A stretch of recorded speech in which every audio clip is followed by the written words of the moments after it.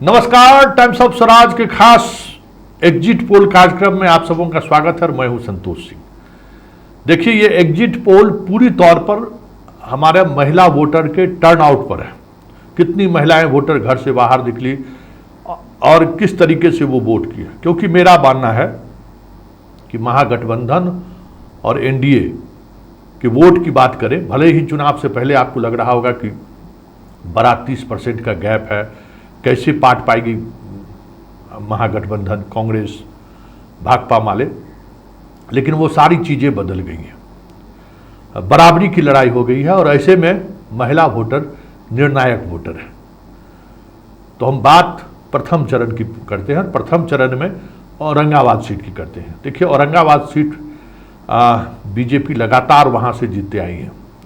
सुशील सिंह लगातार सांसद बनते आ रहे हैं। इस वजह से उनके खिलाफ एक माहौल भी था और वो माहौल कहीं न कहीं मोदी के चुनाव शुरू होने से पहले सभा होने के बावजूद भी वो मोमेंटम नहीं बन पाया उनके पक्ष में, और खास करके उनके स्वजातीय वोटर भी उस तरीके से उत्साहित होकर चुनाव के दिन तक बाहर नहीं निकल पाया। और ऐसे में महिला वोटर का बाहर नहीं निकलना, देखिए औरंगाबाद की अगर हम बात करें तो माइनस में 1.81%, मतलब माइनस में बाहर निकली है महिला। तो आप समझ लीजिए कि इनकी क्या स्थिति हुई, क्योंकि स्ट्रेंथ मोदी का हो या नीतीश का हो, महिला वोटर ही है, ऐसा मेरा मानना है। ऐसे में औरंगाबाद सीट बीजेपी चुनाव हार रही है, मेरा एग्जिट पोल यही कह रहा है। क्योंकि अगर हम बात पिछले चुनाव की करें तो 2019 में सुशील कुमार सिंह को 4,31,541 वोट आया था, 45.83%, मतलब वहाँ 45% से अधिक वोट उनको आया था, वोट शेयर था। उपेंद्र प्रसाद को 3,58,934 वोट आया था और उनका परसेंटेज था 38.12।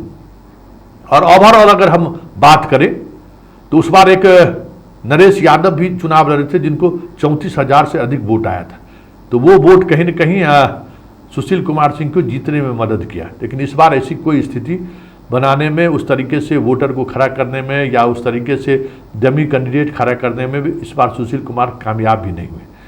और जीत का मार्जिन भी अन्य कॉन्स्टिट्यूंसीज की बात कर लें जो 2019 में लहर था, ये महज 72,607 वोट से ये जीते थे चुनाव। और बात 2014 की अगर हम बात करें तो 2014 में भी निखिल कुमार इनके खिलाफ चुनाव लड़े थे और मात्र 66,347 वोट से ये चुनाव जीते थे। मतलब औरंगाबाद सीट में हमेशा सुशील सिंह को जबरदस्त टक्कर मिली है। और 2009 की भी बात करें, 2009 में भी वो जीते थे, तो उस समय में भी उनका मार्जिन मात्र 72,058 के करीब था। मतलब कभी भी वो 75,000 का जो मैजिक है उससे वो पार नहीं कर पाए। जबकि इस बीच में नरेंद्र मोदी के दो लहर के दौरान उन्होंने चुनाव लड़ा। और इस बार जिस तरीके से जातीय गोलबंदी हुई है, ऐसे में ये तय माना जा रहा है कि सुशील सिंह, मेरा जो एग्जिट पोल कर रहा है, क्योंकि महिलाएं बाहर नहीं निकली हैं, इसका असर साफ तौर पर दिख रहा है। और नुकसान मतलब बाकी वोटर को ये कहीं न कहीं एकजुट करने में कामयाब अंतिम समय तक थोड़ा दिख भी रहे थे, लेकिन महिला वोटर का जो ये टर्न ओवर रहा उससे हमें लगता है कि कहीं न कहीं ये सीट फंसता हुआ दिख रहा है। और सुशील सिंह चुनाव हार जाए, बीजेपी को एक बड़ा नुकसान हो तो कोई बड़ी बात नहीं होगी। चलिए अब हम बात फर्स्ट फेज की गया कॉन्स्टिट्यूंसी की करते हैं। गया में जीतन राम मांझी चुनाव लड़ रहे हैं और जीतन राम मांझी को लेकर एक बात हम कहें कि वहाँ मुसहर की बड़ी आबादी है, जदयू ने अपना सीट दे दिया है और महिला वोटर ने भी बहुत बड़ी दिलचस्पी नहीं दिखाई। 1% ज़्यादा महिलाएं, मतलब 1% से भी कम महिलाएं वोट की हैं। इसलिए ये भी कह सकते हैं कि उस सिचुएशन पर ये सीट फंसा हुआ है जहाँ से बाहर निकालना काफ़ी मुश्किल है। बराबरी की लड़ाई है, लेकिन आप दावे के साथ नहीं कह सकते हैं कि ये सीट आरजेडी जीत जाएगा।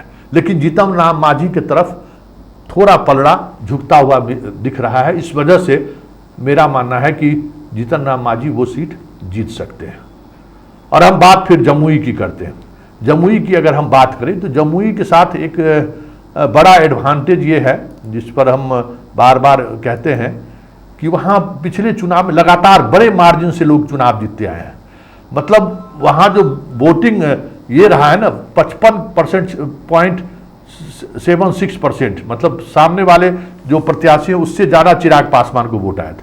और फॉरवर्ड डोमिनेटेड इलाका है, एनडीए का गढ़ माना जा रहा है, और वहाँ भी महिला वोटर ने उस तरीके से दिलचस्पी नहीं दिखाई है। वहाँ भी माइनस में महिला वोटर बाहर निकली है, जबकि आरजेडी से वहाँ महिला उम्मीदवार भी थी।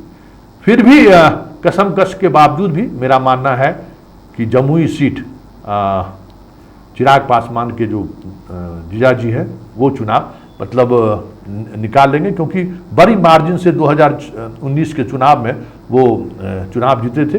और हमें लगता है कि अरुण भारती कंफर्ट स्थिति में है, उनका पलड़ा भारी है और वो चुनाव जीत सकते हैं।